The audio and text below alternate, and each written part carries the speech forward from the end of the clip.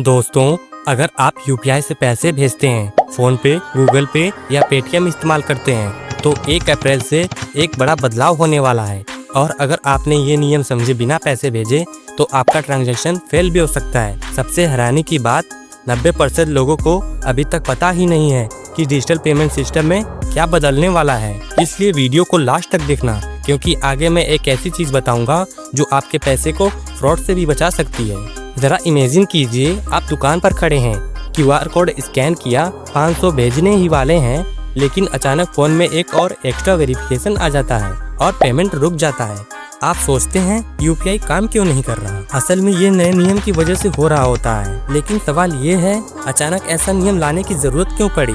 ये नया नियम लाया है भारत का regulator system reserve bank of India ने। आरबीआई चाहता है कि भारत का डिजिटल पेमेंट सिस्टम और सुरक्षित बने, इसलिए अब हर डिजिटल ट्रांजैक्शन में 2 फैक्टर ऑथेंटिकेशन जरूरी होगा। मतलब अब सिर्फ ओटीपी से काम नहीं चलेगा। अब पेमेंट वेरीफाई करने के लिए 2 अलग अलग तरीके इस्तेमाल होंगे, जैसे ओटीपी, बायोमेट्रिक्स, डिवाइस ऑथेंटिकेशन। इनमें से कम 2 वेरिफिकेशन के बाद ही पेमेंट पूरा होगा। लेकिन असली वजह क्या है? सिर्फ सिक्योरिटी या इसके पीछे की कोई बड़ी समस्या है? पिछले कुछ सालों में भारत में ऑनलाइन फ्रॉड तेजी से बढ़ रहे हैं। कई लोगों के साथ ऐसा हुआ है कि एक फेक कॉल आया, ओटीपी लिया और कुछ ही मिनट में पूरा बैंक बैलेंस खाली। फ्रॉड करने वाले लोग इस्तेमाल करते हैं fishing, SIM swap, fake apps. इसलिए आरबीआई ने फैसला लिया है अब डिजिटल पेमेंट को और भी मजबूत बनाना है। लेकिन यहाँ एक सवाल और है, क्या इससे यूपीआई इस्तेमाल करना मुश्किल हो जाएगा? सच बताऊं, ऐसा बिल्कुल नहीं है।